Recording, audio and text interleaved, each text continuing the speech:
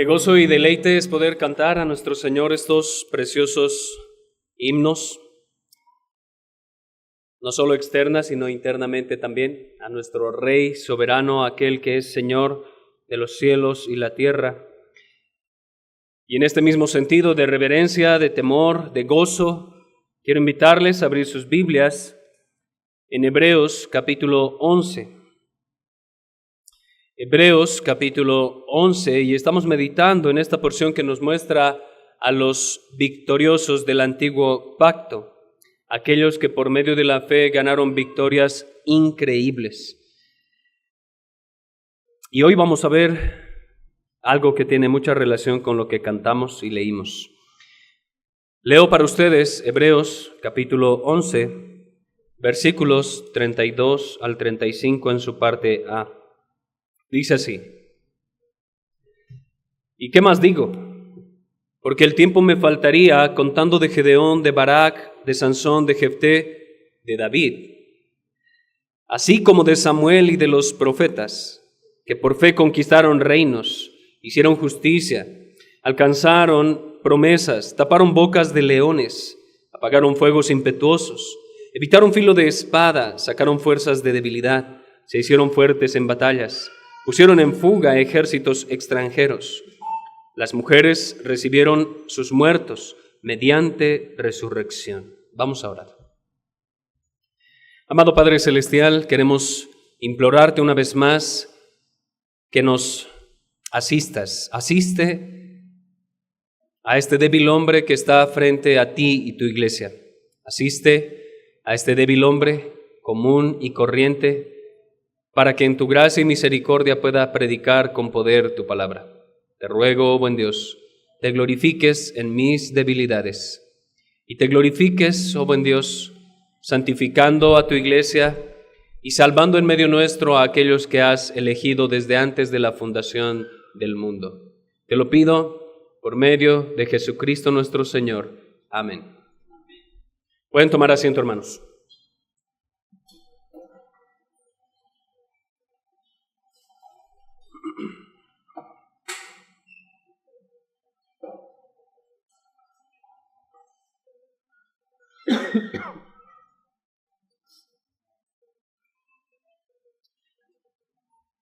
Estamos viendo las victorias que la fe le dio a muchos hombres del antiguo pacto, particularmente en el versículo 32.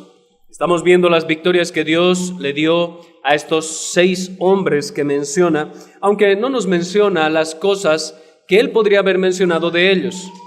Pues él dice, ¿y qué más digo? O sea, me faltaría tiempo.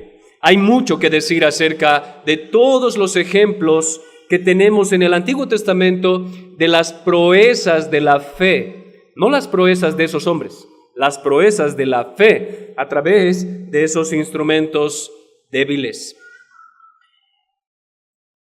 Hemos meditado en este tiempo acerca de Gedeón, acerca de Barak, acerca de Sansón y de Jefté. Y he titulado al sermón del día de hoy, La victoria de la fe por medio de David y Samuel. Y había iniciado mi meditación en semana pensando que era posible abarcar la vida de estos grandes héroes de la fe, la vida de estos 2 hombres que podríamos verlos como gigantes de la fe en el Antiguo Testamento. Fue algo demasiado atrevido que el Señor a media semana me mostró que era imposible. Así que, aunque había meditado y pensado predicar acerca de David y Samuel, hoy vamos a meditar solo en David. Hoy vamos a meditar en David. Y quiero iniciar con esto. Hace ya algunos años, un documental mostraba todo lo que hay detrás de los Juegos Olímpicos. Particularmente se enfocó en los extenuantes e inhumanos entrenamientos a los que someten a los niños desde muy temprana edad. Y lo observaron basados en un estudio de los más de 3,000 centros de entrenamiento que existe en China, donde los niños sufren lesiones físicas, Muchas veces ni siquiera pueden ver a sus padres por muchos años mientras entrenan, y además algunos quedan con alguna discapacidad física después de tan duro entrenamiento. Lo que llamó la atención de este documental no fue la tristeza de estos niños, no fue el sufrimiento al cual son expuestos. Más bien, algo que llamó la atención en ese documental fue el anhelo de someterse a todo eso para ganar una sola cosa.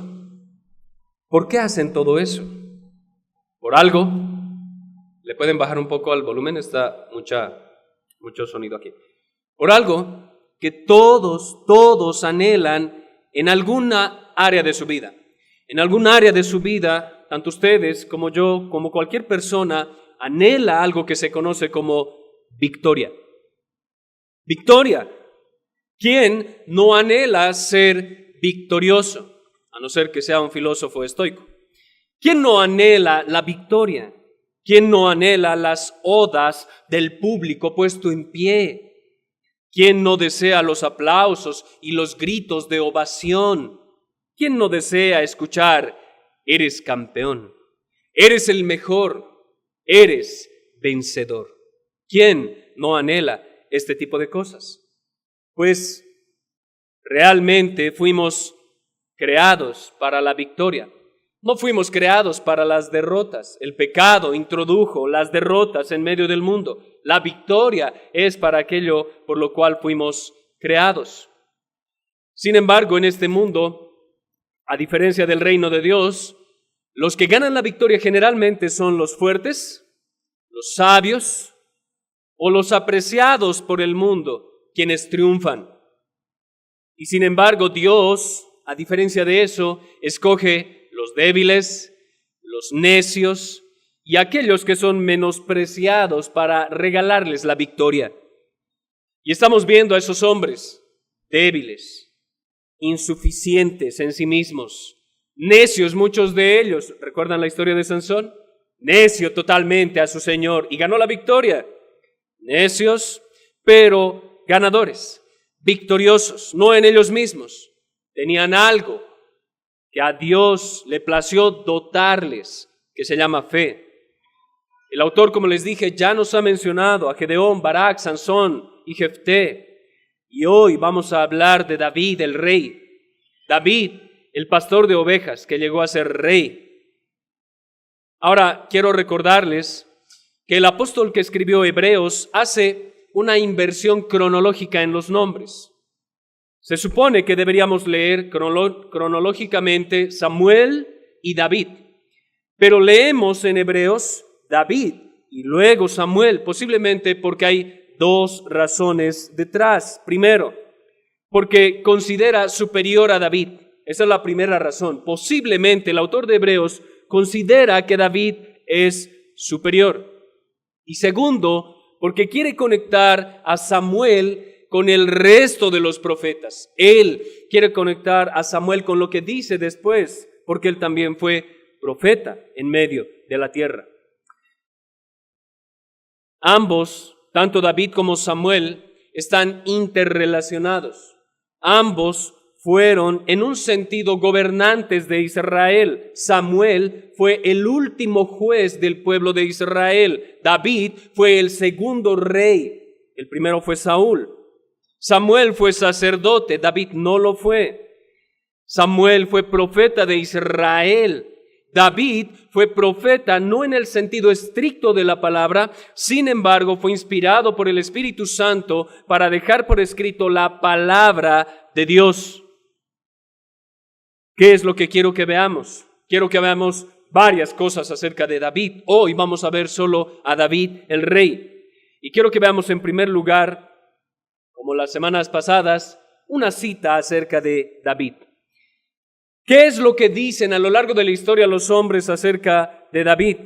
Muchas cosas se han dicho de David, el más grande de los reyes del imperio de Israel, el más grande de los siervos de Dios en el Antiguo Testamento después de Moisés, uno de los reyes que gobernó mucho más tiempo que el resto de reyes, aparte que entró joven al reinado. Pero ¿saben algo? Hay una cita que está muy por encima de cualquier cita que cualquier hombre pueda dar acerca de David. Y esa cita es lo que Dios dice de David. Porque realmente lo que más importa de todo hombre es lo que Dios dice de él y no lo que los hombres digan de él. Pues Dios conoce el corazón.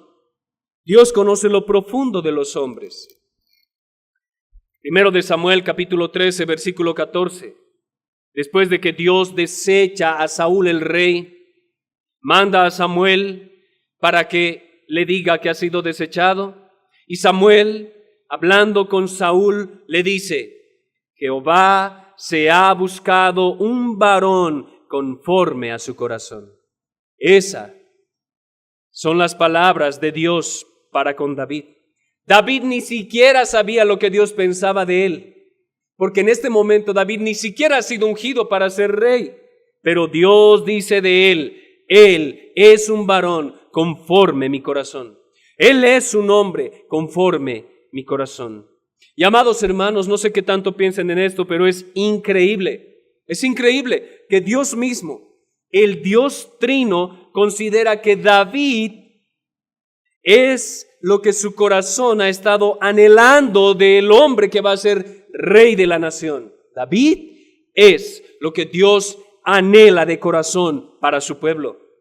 Piénsenlo, de miles y miles de hombres en Israel, a Dios le place escoger a un niño, a un joven llamado David, que ni siquiera puede ir a la guerra.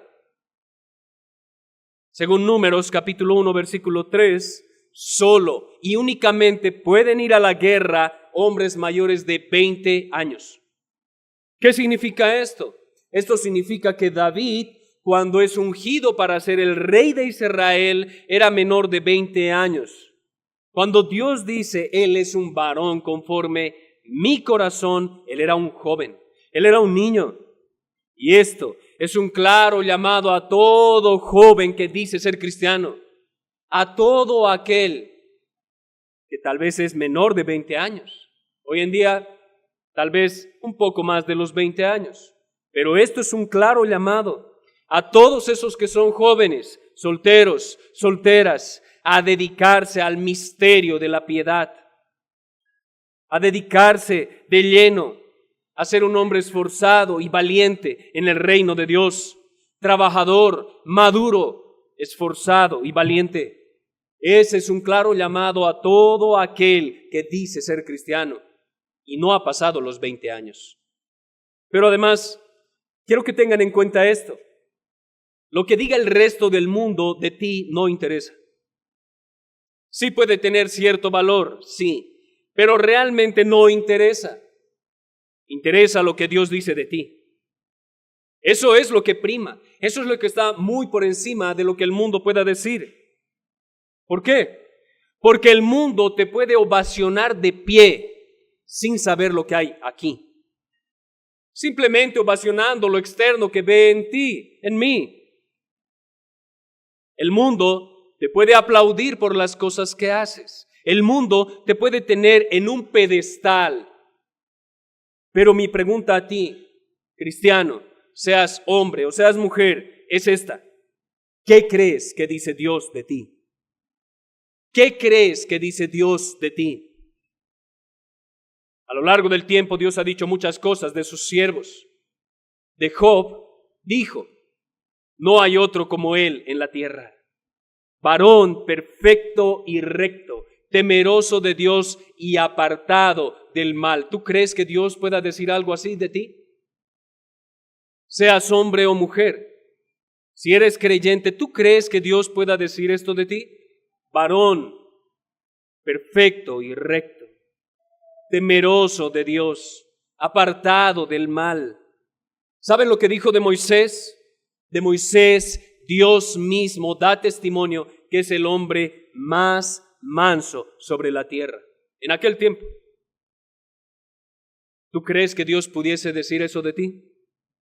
Él es más manso que cualquiera. Ella es caracterizada por su mansedumbre.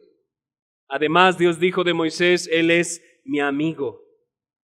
Mi amado hermano, tenemos el alto privilegio de que el Señor Jesucristo a sus discípulos no les llama más esclavos, les llama amigos. Eso lo dice de ti y de mí, a pesar de ti y de mí. Eso es lo que dice Cristo de ti. Él es mi amigo, porque comparto lo que Dios me ha dado de manera directa con Él. Mi amado hermano, ¿qué crees que dice Dios de ti? Piénsalo, porque lo que diga cualquier otra persona realmente no interesa, no importa. Lo que Dios piensa de ti está por encima de cualquier otra persona sobre la faz de la tierra. Por eso, te vuelvo a preguntar, mi hermano, ¿qué piensa Dios de ti? Intenta responderlo en tu mente. Y mientras vamos desarrollando esto, mantén esa pregunta en tu mente. ¿Qué piensa Dios de mí? ¿Qué crees que dice Él de ti? En segundo lugar, quiero que recordemos un poco de la historia de David. Recordemos un poco de su historia. Su padre se llama Isaí, como leímos en Mateo capítulo 1 hace un momento. Su padre es Isaí. Él es de la tribu de Judá y vivía en Belén. Datos bastante particulares y emocionantes. Ahora, la Biblia no da el nombre de la madre de David, no sé si lo vieron, pero solo da el nombre de su padre. La Biblia no da el nombre de la madre de David, aunque la tradición judía dice en uno de sus escritos que su madre se llamó Nitsebet. Sin embargo, no hay evidencia bíblica de esto. Por otro lado, según un autor, David tuvo 7 hermanos mayores varones y 2 hermanas. Su oficio, como lo sabemos por la Escritura, fue pastor de ovejas. Y desde joven tuvo grandes virtudes, y yo no me imagino esto, pero él tenía aproximadamente entre 15 y 18 años y lograba enfrentarse a osos y leones. No a osesnos y no a cachorros de león. La Biblia nos dice que claramente él enfrentaba desde joven a osos y leones en el campo con simplemente un palo conocido como cayado o vara y con una honda. Y los enfrentaba y los mataba. Joven, esforzado, valiente, piadoso delante de Dios y delante de los hombres. Ahora, quiero recordarles el evento más recordado de su vida. La victoria de la fe más conocida en la vida de David. ¿Cuál es? Yo sé que la saben. ¿Cuál es la victoria más grande que generalmente más recuerdan de David? Lo ven como David y Goliat. Eso es lo que siempre está impregnado en nuestras mentes. David tuvo muchísimas victorias militares, no solo esa, muchísimas. De hecho, cuando él aún no era rey y estaba al frente del ejército del pueblo de Israel, la gente por el pueblo cantaba, por las calles. Cuando lo veían, decían, Saúl hirió a sus 1000. Y otros respondían, y David a sus 10,000. Incluso al final de su vida, cuando él quiere construir el templo, Dios le dice, no vas a construir el templo. Y cuando David prepara todo para el templo y se lo entrega a Salomón, su hijo, le dice, yo no voy a construir el templo porque Dios ha dicho de mí, tú, David, has derramado mucha sangre y has hecho grandes guerras. Sí, has ganado victorias, pero no puedes construir mi templo. Sin embargo, indudablemente el evento más recordado de las victorias de la fe por medio de David es su primera victoria. Es la primera victoria de la fe a través de David. Y quiero simplemente dejarlo en su mente. En aquel entonces David aún no era rey. Pero, habiendo sido escogido por Dios, Samuel lo ungió frente a su padre y sus hermanos, lo cual más adelante muestra que creó envidia en medio de sus hermanos, en sus corazones. Pero Samuel va a su hogar y frente a su padre y sus hermanos lo unge. Y son sus hermanos mayores, él es el menor de todos ellos, y lo unge y dice, tú vas a ser el rey de Israel. Primero de Samuel capítulo 16. Ahora, en 1 de Samuel 17 encontramos el relato de David enfrentando a Goliat. David es un muchacho menor de 20 años. Goliat es un guerrero experimentado que mide aproximadamente 3 metros de alto, aproximadamente, con una armadura sumamente resistente y una lanza aproximadamente de 3,9 metros de largo. Eso era un arma demasiado intimidante, muy grande, que está ahora enfrente del ejército de Israel, pues los filisteos y los israelitas se han puesto en 2 colinas frente a frente para pelear y solo los divide un valle en medio. Aquí está Goliat blasfemando el nombre de Dios, insultando al rey Saúl y a todo el pueblo. La pregunta es, ¿cómo reaccionará el pueblo de Dios ante este paladín? ¿Cómo reaccionará el pueblo del Santo Señor frente al paladín del infierno? Lastimosamente el rey Saúl y el pueblo reaccionan en 1 de Samuel 17:11 de la siguiente forma. Oyendo Saúl y todo Israel con él, Saúl y todo Israel, estas palabras del filisteo, se turbaron y tuvieron gran miedo. No solo miedo, gran miedo. El miedo invadió sus almas. Nadie quería salir a enfrentarlo, ni siquiera el rey Saúl, quien ya había ganado algunas batallas. Ahora, la pregunta es esta: ¿cuál es la reacción de aquel joven que es conforme al corazón de Jehová? ¿Cuál es la reacción del ungido de Dios frente al paladín de los demonios? La respuesta la vemos en 1 de Samuel 17:26. David, al escuchar a este filisteo, dice: ¿quién es este filisteo incircunciso? ¿Quién es este filisteo incircunciso para que provoque a los escuadrones del Dios viviente? ¿Quién es el que se atreve a hablar del Dios viviente y del pueblo del Dios viviente? ¿Quién es el que se atreve a arremeter en contra del pueblo de Dios? Esas son las palabras de David, y esto llega a los oídos de Saúl. Y David se dispone a pelear con Goliat. David, un muchacho insignificante, sin conocer la guerra, confió en el Dios de sus padres y por la fe se atrevió a hacer lo que parecía imposible. El resto de hombres maduros, experimentados en batalla, no querían ir a pelear. Y este joven muchacho, pastor de ovejas, dispuesto a la guerra. Por la fe, él hará lo imposible posible. Un pequeño joven enfrentará a un gigante. Y ya sabemos la historia, pero escuchen lo que pasa. 1 de Samuel 17:42, y cuando el filisteo miró y vio a David, le tuvo en poco porque era muchacho.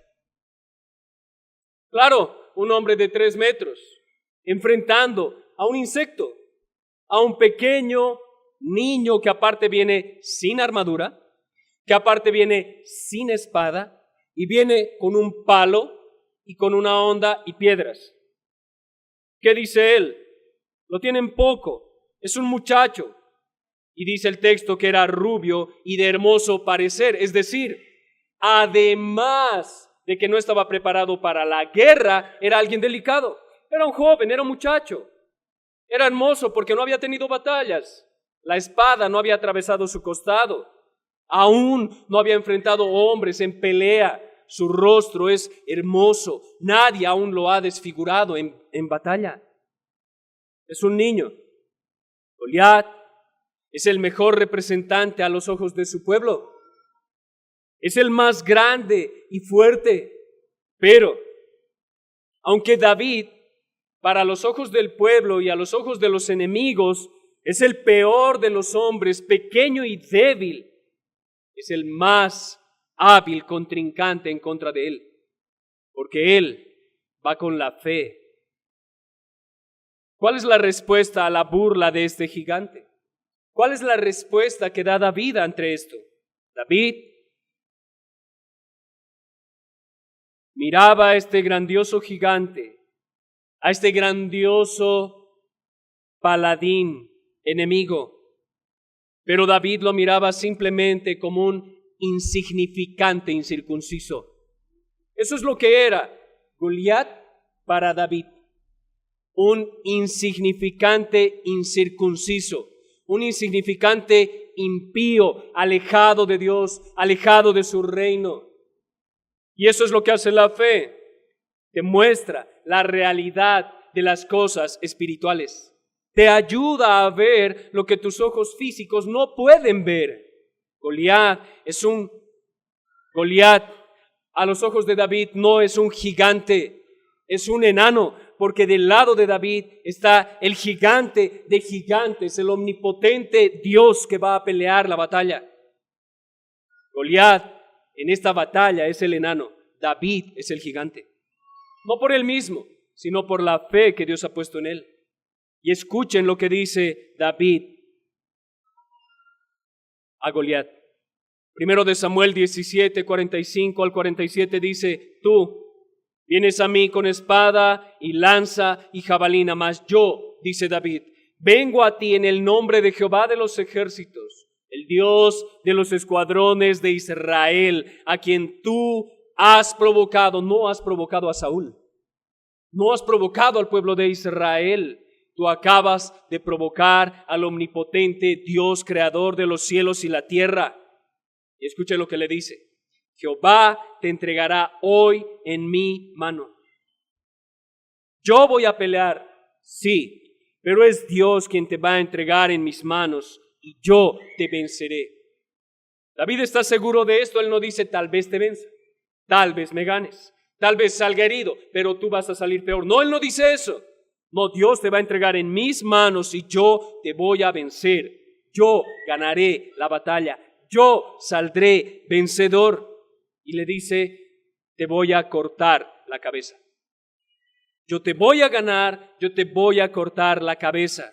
Y daré hoy los cuerpos de los filisteos a las aves del cielo y a las bestias de la tierra, y toda la tierra sabrá que hay Dios en Israel. Toda la tierra sabrá que hay Dios en Israel. Y sabrá toda esta congregación que Jehová nos salva con espada y con lanza, porque de Jehová es la batalla y Él os entregará en nuestras manos. ¿Qué diríamos aquí? Como el autor de Hebreos: por la fe.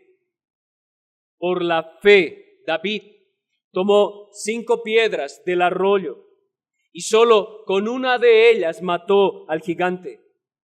Luego le cortó la cabeza y así el pueblo pudo tomar valor e inmediatamente arremetieron en contra de los filisteos.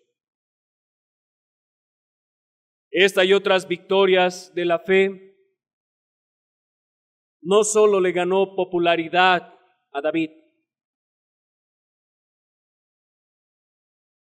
también le ganó enemigos. El primero de sus enemigos fue Saúl, el rey.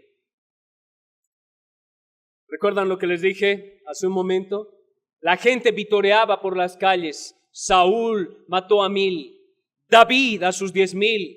Según Flavio Josefo, el historiador judío, Saúl envidió a David porque eran las esposas de Saúl las que por las calles andaban gritando para defender a su esposo: Saúl mató a 1000. Pero las vírgenes del pueblo respondían con mucha más fuerza, en coro, a una sola voz: David mató a decenas de millares. Por eso Saúl le tuvo envidia, porque David estaba siendo vitoreado por encima de él. Él tuvo envidia porque Saúl en su fama ahora había descendido y David había ascendido. Envidia porque uno es victorioso y el otro es un cobarde que se esconde en su tienda. Envidia porque ahora ha llegado el ungido y Saúl será quitado de su trono. Esa es la gran victoria que obtiene David. Ahora, ¿cuál es el evento más desgarrador en la historia de David? Todos lo saben y todos lo tienen en su mente. La derrota más conocida de David. El evento más desgarrador en su historia, que quisiéramos que no esté ahí. Pero, oh bendita historia, está ahí para nuestro consuelo. Así como David tuvo varias victorias, también tuvo varias caídas. Varias, no solo una, varias caídas. Varios pecados que mancharon su vida. Porque de otra manera, David sería el rey perfecto. Si él no tuviera esas caídas, David era el rey perfecto. David hubiera sido el Mesías, pero él no era el Mesías. Él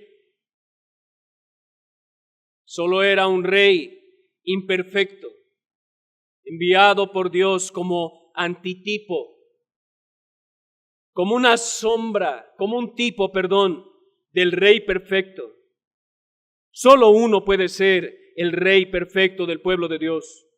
Solo uno puede ser el rey que nunca caerá. Se llama Jesús, el Hijo de David, Hijo de Dios. Posiblemente gobernó bien el pueblo, pero él no gobernó bien su casa. Hablando de David. Aunque, según los proverbios, instruía a sus hijos, realmente fue muy permisivo con ellos. Por otro lado, luchaba con la vanagloria y el orgullo e hizo un censo pecaminoso en el que murieron miles de personas por culpa de él, por culpa de David, el rey. Pero nadie jamás, a lo largo de la historia de la iglesia, a lo largo de la historia del pueblo judío, podrá sacar de su mente que este gran rey, victorioso y grandioso, ganador de muchas batallas, cayó en pecado. Cayó a causa de descuidar sus labores. Él cayó en pereza. La pereza lo llevó a la pérdida de tiempo. La pérdida de tiempo lo llevó al adulterio. Y el adulterio finalmente lo llevó al asesinato. Qué terrible historia en David. Pero es un proceso en su caída. Dejó de velar y su caída fue fatal. Dejó de cumplir sus deberes y su caída fue fatal. Dejó que el diablo se meta en su corazón por medio de sus ojos y su caída fue fatal. Una tarde paseaba en su palacio, pero el texto nos dice que ese era el tiempo de estar en guerra. No era tiempo de estar en su palacio. No era tiempo de estar paseando y admirando sus jardines y las ciudades que había construido. Estaba paseando en su palacio, mientras debía estar en la guerra. Y a lo lejos divisa a una mujer inmoral. Inmoral, dirán muchos, sí, porque se bañaba en un terrado a los ojos de que cualquier hombre lo pueda ver. Una mujer inmoral, evidenciando su cuerpo para con los hombres. Se bañaba mientras su esposo estaba en la guerra. Inmediatamente David divisa el pecado, la manda a llamar para pecar con ella. Después de pecar grandemente en contra de Dios, como si nada pasara, como si nada hubiera pasado, la manda a su casa. Después se entera que ella está en embarazo y planea encubrir su embarazo, haciendo llamar a su esposo. ¡Qué descarado! ¡Qué mentiroso! ¡Qué vil! ¡Qué traicionero!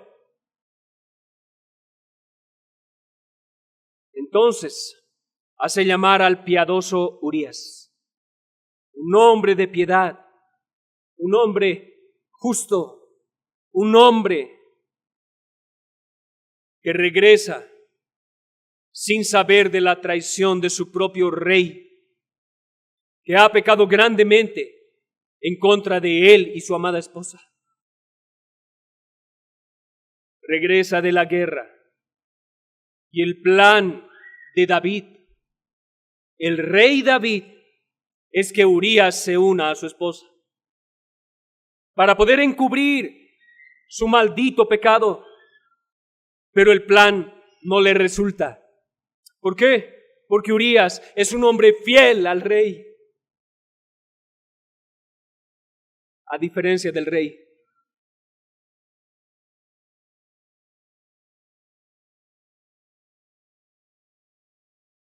Así que lo que hace David con Urías, un siervo fiel a Dios y a su rey, es regresarlo a la batalla y ordena que lo pongan enfrente. ¿Para qué?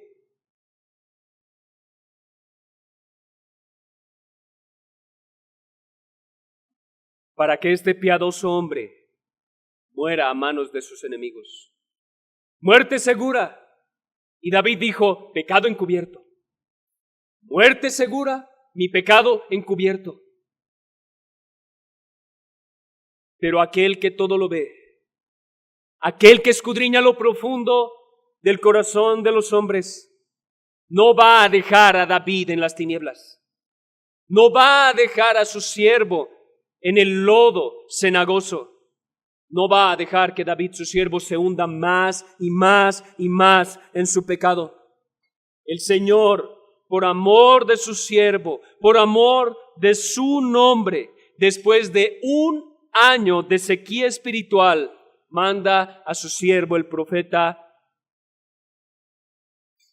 Natán, quien ahora tiene que confrontar al rey de la nación para que confiese su pecado y se arrepienta de él.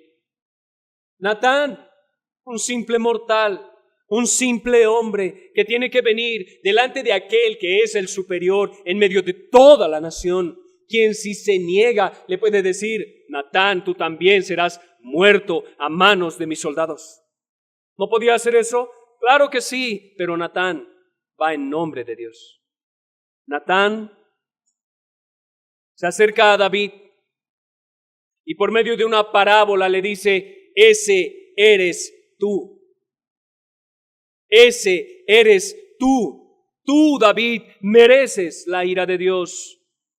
Tú, David, mereces la justicia. Pero Dios te va a dar misericordia. Y así David confiesa su pecado y se arrepiente de él. Pero mis amados hermanos, aunque David se arrepintió, la disciplina divina vino sobre él. Sí, David estaba arrepentido y Dios lo había perdonado por amor, pero la disciplina divina y correctiva debe venir sobre él, porque la disciplina es el reflejo del amor omnipotente de Dios. La disciplina es el amor de Dios en práctica. El testimonio de su arrepentimiento lo tenemos grabado, inspirado, inerrante e infaliblemente en el precioso Salmo 53, la oración de un penitente. Ahí está la evidencia de que David se arrepintió. Y no sé cómo escribió ese salmo, seguramente con lágrimas de dolor, pero también con lágrimas de gozo al saberse perdonado después de confesar su pecado. Esa es la oración de un arrepentido. Esa es la oración de un hijo de Dios que se reconoce pecador y además lo deja por escrito por medio de un poema, para que todos a lo largo de los tiempos sepan, David pecó, pero también se arrepintió. David es un terrible pecador, pero nos muestra a un Dios misericordia.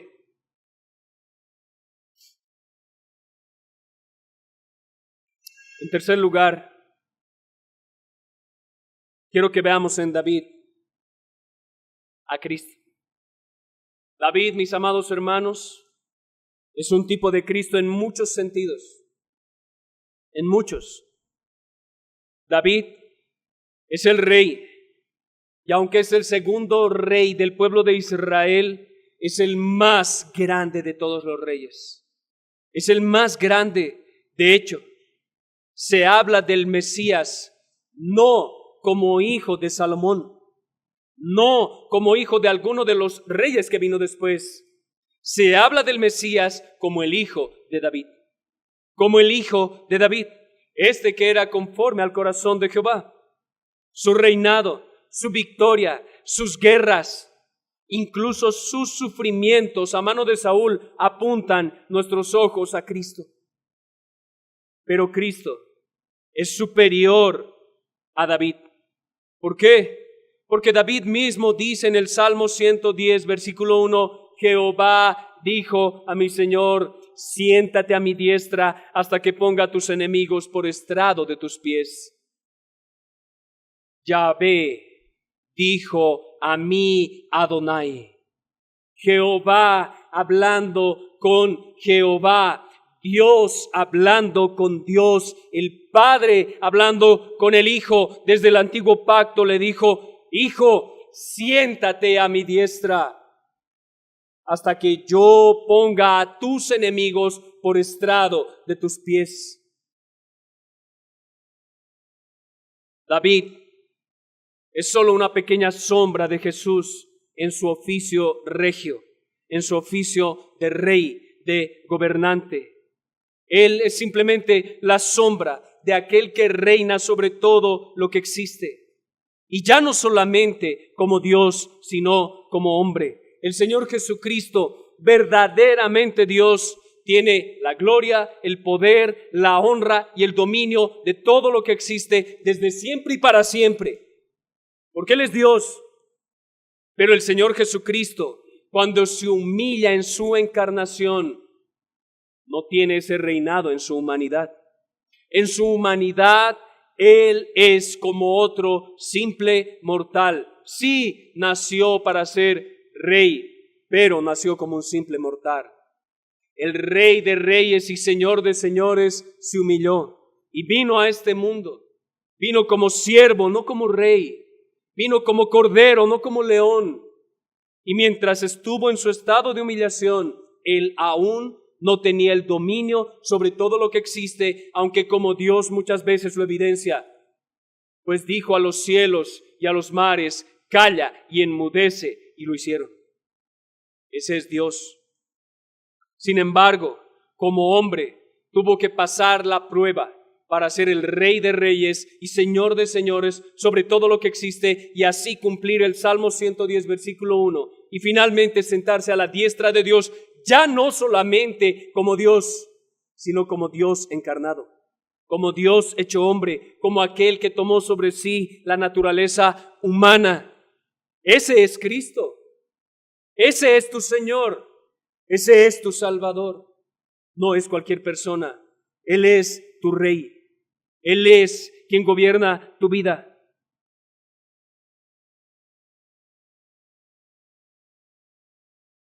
A sus 33 años aproximadamente, Él fue coronado de espinas, fue coronado de ignominia y de dolor, pero detrás estaba su Padre coronándolo de gloria y de honra.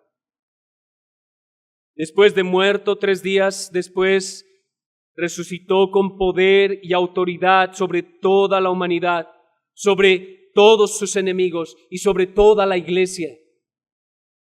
Pues Él mismo dijo, Mateo capítulo 28, versículo 18, toda potestad me es dada en el cielo y en la tierra.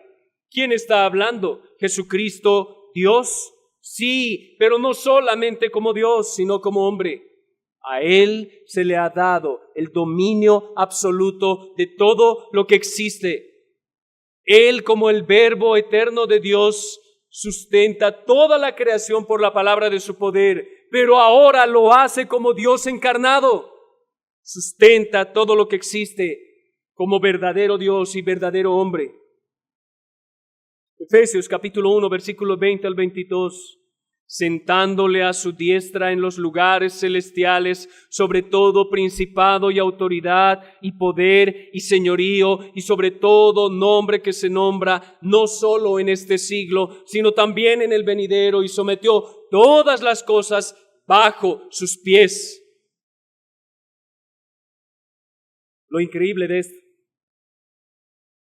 es que no solo Cristo es victorioso, sino que le entrega la victoria a su pueblo. Y como dice el texto en Efesios, y lo dio por cabeza sobre todas las cosas a la iglesia, la cual es su cuerpo. En cuarto lugar, ahora quiero darles algunas aplicaciones.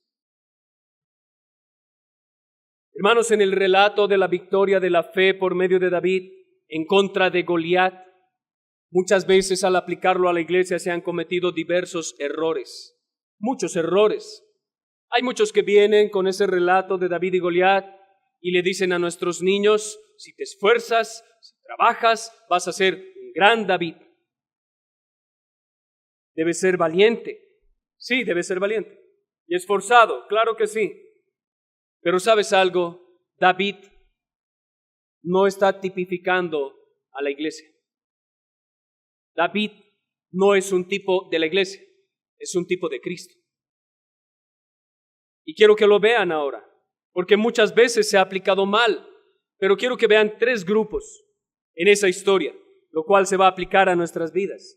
Hay 3 grupos. Número 1, el primer grupo está constituido por Goliat y los filisteos. Goliat y los filisteos. ¿Quiénes son ellos? Son enemigos de Dios y son enemigos del pueblo de Dios. Representan a nuestros enemigos reales, hermanos. Ellos representan a nuestros enemigos reales. Pablo dice que la lucha de la iglesia es espiritual. No es más contra Goliats visibles y contra filisteos visibles. No más. La lucha es espiritual. Así que la iglesia tiene como enemigos a otros gigantes que por la gracia de Dios ya han sido descabezados. El diablo, el mundo y el pecado. La iglesia tiene 3 enemigos con los cuales debe pelear hasta el final de sus días. Los impíos, cual Goliat y filisteos, gritan contra Jehová. Los impíos no lo aman y aborrecen su reino, pero un día serán derrotados por el verdadero David. Un día, todo impío, todo aquel que no cree en el Señor Jesucristo va a ser derrotado por el segundo David, por el ungido de Dios, Cristo Jesús. Y ese día no vendrá como pastor con vara y honda. Ese día va a venir con la espada de su boca para destruir a todos sus enemigos y enviarlos al lago de fuego eternamente y para siempre. Ya no va a venir en apariencia de pastor, va a venir en apariencia de guerrero triunfante y va a vencer. Amigo, tú que no crees en Cristo, hoy, amigo, seas niño, seas joven, o seas alguien que ya está grande, hoy debo dejarte en claro que tú que no crees en Cristo eres enemigo declarado de Dios. Eres enemigo de Dios. Y amigo, debo decirte a ti en este momento, tú no irás al cielo. Tú no irás a la presencia de Dios al morir. Tú vas a ir al infierno si no crees en Cristo. No importa qué tanto niegues esta realidad, un día vas a experimentar la muerte. Y si no creíste en Cristo, irás al infierno. No importa qué tanto te esfuerces por alejarte de Dios, Dios te va a encontrar. Y vas a morir. Pero hay una forma de escapar de la ira de Dios. Hay una forma de escapar de su ira.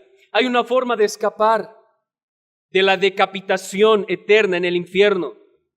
Y es que hoy mismo te confieses enemigo de Dios. Confiesa ante Él, soy tu enemigo, pero te pido misericordia. Confiesa entre las puertas del reino de Dios: he pecado en contra tuya. He sido un filisteo durante toda esta vida y no merezco de tu gracia y misericordia, pero te imploro, permíteme entrar en tu morada. Te ruego, me perdones y tengas compasión de este pobre pecador. Oh amigo, ruega por tu salvación, porque si no lo haces hoy, te enfrentarás a la ira de Dios. El segundo grupo que vemos en esto es el rey Saúl y los israelitas. Hay un segundo grupo, el rey Saúl y los israelitas. ¿Quiénes son estos? Estos son los cobardes que no querían enfrentar a Goliat. Son el pueblo de Dios, pero tienen miedo, son cobardes. ¿Y a quién tipifica esto? A ti y a mí. Mi amado hermano, tú eres ese pueblo cobarde que no quiso salir a pelear en contra de sus enemigos. Yo soy este pueblo cobarde que no quiere salir a enfrentar a sus enemigos. Tú no eres un David y yo no soy un David. Espero que no seas un Saúl. Pero nosotros somos ese pueblo cobarde que se esconde en cuatro paredes, que no quiere salir a pelear la batalla de la fe, que no quiere tomar las armas que Dios le ha otorgado. Eso somos tú y yo. Cada vez que se nos presenta la batalla, tenemos miedo. Cada vez huimos, cada vez somos cobardes. Pero nuestro más alto consuelo, mi amado hermano, es que Jesús venció. Jesús le ha aplastado la cabeza a Satanás y un día le cortará la cabeza completamente. Satán en este momento está restringido en su autoridad, en su poder y en sus artimañas, pero un día Cristo le quitará por completo su autoridad, su poder y sus engaños. Ya nada de eso tendrá efecto sobre el pueblo de Dios, la iglesia, constituida por judíos y gentiles. Mi amado hermano,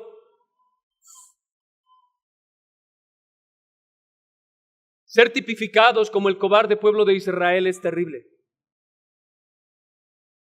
Sin embargo, trae un gran consuelo.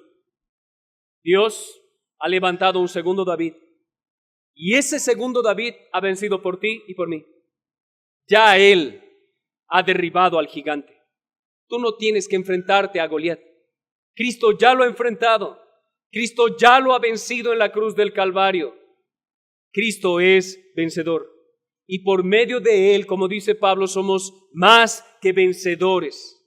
Mi amado hermano, tú eres vencedor en Cristo. Y debes luchar la batalla. Sí, pero es una batalla ganada. ¿Recuerdan la historia? David hace que la piedra se incruste en la frente del filisteo, cae desplomado sobre el piso, toma la espada y le corta la cabeza. ¿Y qué hace el pueblo? ¿Qué hace el pueblo, mi amado hermano? ¿Acaso aún está escondido en sus tiendas, llorando de miedo porque no quieren enfrentar al paladín? No, el paladín ya ha sido destrozado. Y el pueblo inmediatamente sale de sus tiendas y pelea y hace huir a los filisteos. Mi amado hermano, tenemos a Cristo. Tenemos a nuestro segundo David, quien ha vencido la muerte, el pecado y el mundo. Y tenemos la fe que nos ha dado para vencer. Recuerda lo que dice Juan. Esta es la victoria de la iglesia, su fe.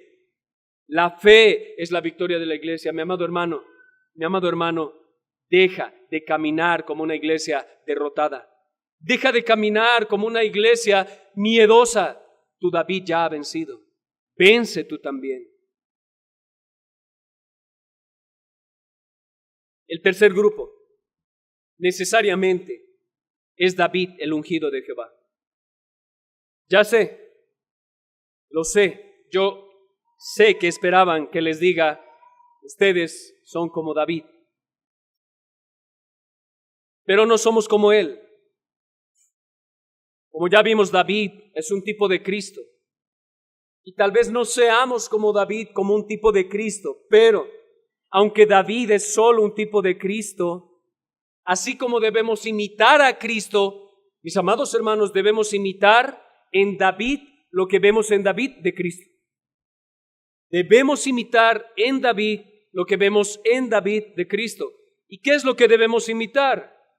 Según el contexto de todo Hebreos capítulo 11, mi amado hermano, debes imitar su fe. Debes imitar su fe. Esa increíble historia de un niño peleando contra un gigante es real, no es mitología. Mi amado hermano, la fe hace cosas increíbles. ¿Sabes cuál es tu problema y sabes cuál es mi problema en este siglo XXI? Es que tú y yo no tenemos esta fe. No en el sentido de fe salvífica, sino en el sentido de fe madura, fe ejercitada, fe realmente llevada al campo de batalla. No la tenemos. ¿Qué debemos hacer? Imitar su fe. Amado hermano, hermana, tú que dices ser creyente, debes crecer en la fe.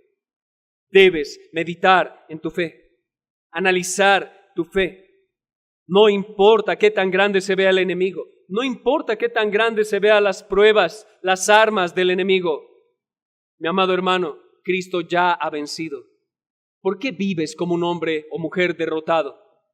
¿Por qué vivir esta vida como la gente del mundo, desilusionados, sin esperanza y sin Dios? Mi amado hermano, ya tienes esperanza, ya tienes tu Dios y ya tienes la victoria en Cristo. ¿Por qué vivir así? Mi amado hermano, confía en las armas que el Señor te ha dado para pelear. David prefirió confiar en las armas que conocía, ¿cierto?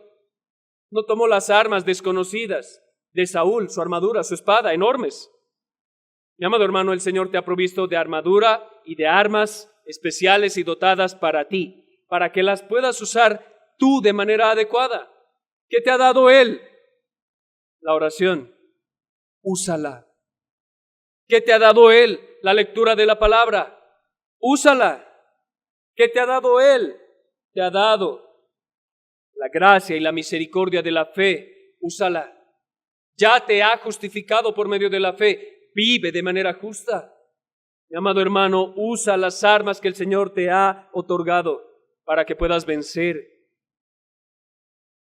Por otro lado, mi amado hermano, debemos estar prevenidos al ver a David. Vemos en David victoria, imitemos su victoria, imitemos su fe, pero también veamos sus caídas y estemos apercibidos para luchar en contra del pecado. Debemos estar prevenidos para no permitir el pecado en nuestras vidas. Recuerda el proceso de David. Su proceso fue terrible y lo llevó a pecar grandemente. Recuérdalo. Fue de lo mínimo aparentemente a algo terrible. Primero, él permitió pecados aparentemente no muy graves. Esto no es muy grave, me lo puedo permitir. Permitió esos pecadillos. Permitió esas pequeñas cositas que aparentemente no dañan tu fe. Perder el tiempo. Deleitarse en cosas que no debía haber. Continuar en ellos, en esos pecadillos que minimizamos. Y luego poco a poco sumergirse en la alberca del placer prohibido. Y finalmente bucear en las aguas profundas y amargas del asesinato. Mi amado hermano, ese fue su proceso. Acercarse a la alberca. Probar qué tal estaba el agua. Meterse a nadar y finalmente ahogarse en ella. Ese fue su proceso. No cayó directamente en el asesinato. Empezó perdiendo el tiempo. Empezó haciendo lo que no debía hacer y dejando de hacer lo que debía estar haciendo. Y todo por alejarse de Dios y de la comunión del pueblo. Así fue. Escuchen lo que dijo un autor llamado George Swinnock. Él dijo, ay del que está solo. Es decir, maldito el que está solo. Terrible es estar solo. Y escuchen lo que dice de David. David estaba solo cuando Satanás lo llevó a deshonrar a la esposa de su prójimo. David estaba solo. No tenía consejeros, no tenía hermanos piadosos junto a él, estaba solo. Mi amado hermano, cuidado con la soledad. Cuidado con estar solo. Cuando el rebaño permanece unido, dice este autor, estará seguro al estar bajo la supervisión del pastor. Pero si una oveja queda rezagada del resto, es una presa rápida para el lobo voraz. Mi amado hermano, estar alejado de la comunión de Dios y de los hombres es peligroso. Cuidado con eso. Cuidado con perder el tiempo. Cuidado con las distracciones. Las distracciones en sí mismas no son pecado. Pero si te lleva a descuidar los medios de gracia, si te lleva a descuidar tu comunión con Dios y con la iglesia, cuidado con eso. Por otro lado, mis amados hermanos, algo que también trajo desgracia a la vida de David fueron los triunfos. Mi amado hermano, cuidado con los triunfos. Cuidado con los triunfos. Los triunfos son más peligrosos que las derrotas. ¿Saben por qué? Los triunfos te pueden conducir fácilmente al orgullo y la vanagloria de decir, yo puedo. Fácilmente. Pero las derrotas te llevan mucho más fácilmente, no siempre, pero mucho más fácilmente a la humildad y dependencia de Dios. Dijo John Newton, y termino con esta frase. Después de grandes cultos, después de grandes honores y consuelos, debemos ponernos en guardia. Cuidado, cuidado con eso. En circunstancias así, dice él, Noé, Lot, David y Salomón cayeron. Satanás es un ladrón, y un ladrón no ataca al hombre que se dirige al banco, sino cuando regresa con el bolsillo lleno de dinero. Mi amado hermano, ten cuidado de creer que ya estás en la cúspide de tu vida espiritual. Esa puede ser tu caída. Ten mucho cuidado. Vamos a orar. Amado Padre Celestial, te doy gracias por este tiempo, te doy gracias por tu palabra, te doy muchas gracias porque has confrontado altamente mi mente y mi corazón. Oh buen Dios, perdónanos por ser aún como ese Israel cobarde que se esconde en sus tiendas. Perdónanos, porque cuando vemos venir al enemigo tenemos miedo, pero reconocemos nuestra cobardía, reconocemos nuestro miedo, reconozco mi cobardía y mi miedo, Señor. Y sin embargo, hoy nos has mostrado a nuestro segundo David. Nos has mostrado al victorioso de victoriosos, al Rey de reyes, a aquel que ha ganado la victoria. Y en Él tenemos la victoria. Te ruego, oh buen Dios, que en tu gracia y misericordia, a pesar de nuestros pecados y maldad, nos ayudes a llegar hasta el fin. Que a pesar de nosotros podamos ver a este Rey victorioso, deleitarnos, gozarnos y victoriar a Jesús nuestro Señor. Él es nuestro Rey. Amén.